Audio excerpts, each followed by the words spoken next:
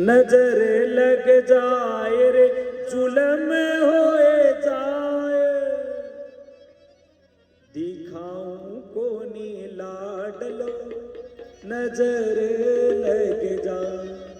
शंकर भगवान उदास होकर के चल पड़े और जैसे शंकर भगवान चले, कृष्ण भगवान राजमहल के अंदर पलने में सोए हुए थे और जोर से मारे पैर और लगा करके फटकार रोने लग जाते। अब माँ यशोदा आई लेकर के गोदी में सारे राजमहल के अंदर घूम रही है, लल्ला लल्ला लोरी दूध भरी। अब लाला चुप होने का नाम नहीं ले रहा। पर एक बात बताऊं प्यारे यार, उस टाइम मोबाइल नहीं था, नहीं तो वो लाला भी चुप हो जाता। आजकल के लाला देखे मैंने कितने रोते हो जाए। उस टाइम माँ यशोदा के पास में मोबाइल नहीं था और ठाकुर जब रो रहे हैं तो सखी सहेली आई और आकर के सखी सहेली अलग अलग प्रकार से जड़ी बूटी करने लगी। कोई बोली पेट दुख है, कान में है कट को। एक आई और आकर के कहने लगी तेरे लाला के कान में दर्द है। अलग अलग वेद बन गए। कोई बोली पेट दुख है, कान में है कट को। कोई बोली पेट दुख है, कान में है कट को। कोई बोली कीड़ो कांटो भर लियो बट को। कोई कहने लगे तेरे लाला को कोई कीड़ो कांटो खा गया, कीड़ा कांटा समझ गए, कोई जहरीला जीव खा गया। पहले गांव में तो यही हाल होता था। यशोमती बोली बहना मन में है खट को।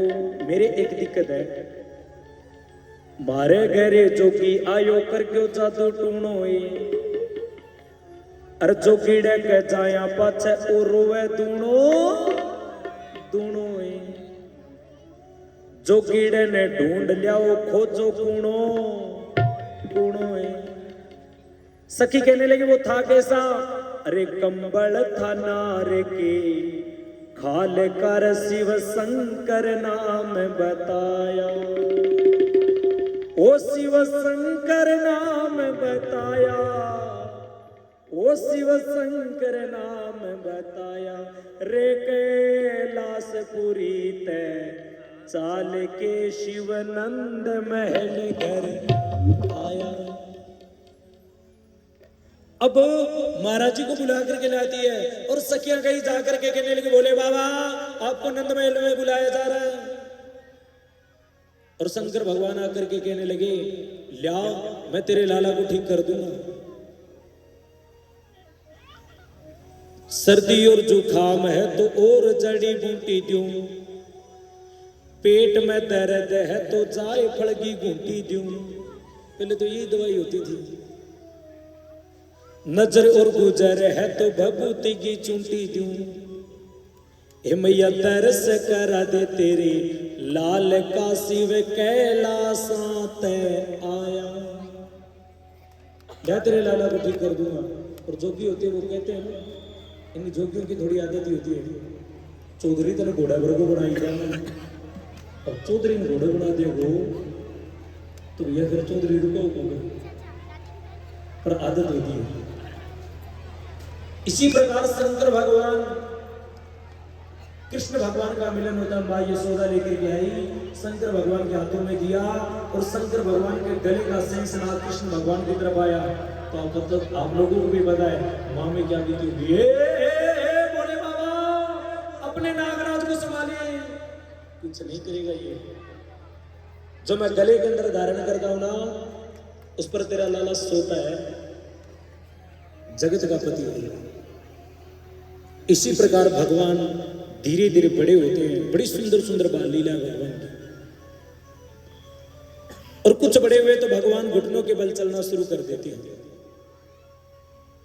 उसके बाद में भगवान को चलना सिखाती है माँ यशोदा और बड़ा आनंद आता ना जब हमारे घर में भी छोटा सा लाला हो, घुटनों के बल से खड़ा होकर के चलता, 2-4 कदम रखता, धड़ाम पृथ्वी पर।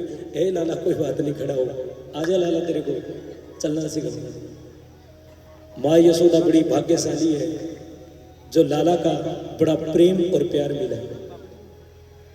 इसी प्रकार भगवान चलना सीख जाते हैं। उसके बाद में माँ यशोदा कहती है, लाला आज के बाद में प्रातःकालीन उठ करके अपने माता पिता गुरु को प्रणाम करोगे, क्योंकि माँ सबसे बड़ी गुरु होती है। और भगवान कृष्ण प्रातःकालीन उठ करके सबसे पहले अपने माँ के चरणों में प्रणाम करते, और माँ क्या आशीर्वाद देती पता है? क्या आशीर्वाद देती माँ? बेटा तेरे हजारों विवाह हो, क्योंकि माँ को चिंता थी इसका एक ही नहीं होगा। और एक दिन वो बात पार चली गई। अब एक बात सच्चाई की कहता हूं भैया, जिनकी शादी नहीं हो रही ना, मेरे जैसे के चक्करों में ना पड़ो, अपनी माँ के पैर पकड़ दिया करो। इतनी दिन उठ करके सुबह सुबह उठ करके अपने माँ के चरण पकड़ दिया करो। माँ एक का आशीर्वाद दे देगी, एक हो जाएगा और पक्का हो जाएगा, गारंटी है। जिस दिन माँ ने आत्मा से कह दिया बेटा भगवान को, कृष्ण भगवान हर रोज आना प्रणाम करते थे, और माँ कहती क्या बेटा तेरे हजारों विवाह हो, बेटा तेरे हजारों विवाह हो। एक दिन माँ की बात पार चली गई और कृष्ण भगवान के विवाह हुए। कितने कितने हुए? 16,108। और सदनों एक सच्चाई की बात है, 16,108 विवाह हुए, पर भगवान कभी दुखी नहीं हुए। भगवान के 16,108 विवाह होते हैं।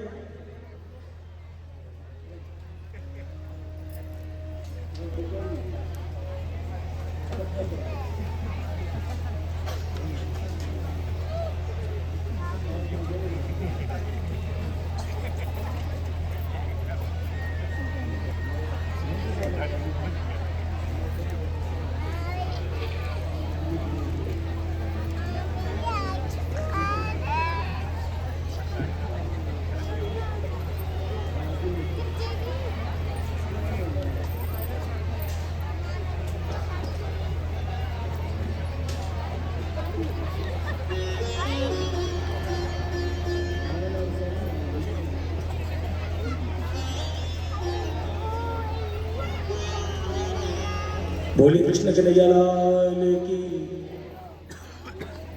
इसी प्रकार भगवान को शुभ आशीर्वाद देती माँ यशोदा, बेटा तेरे हजारों विवाह हो। और ये फोन जितना भी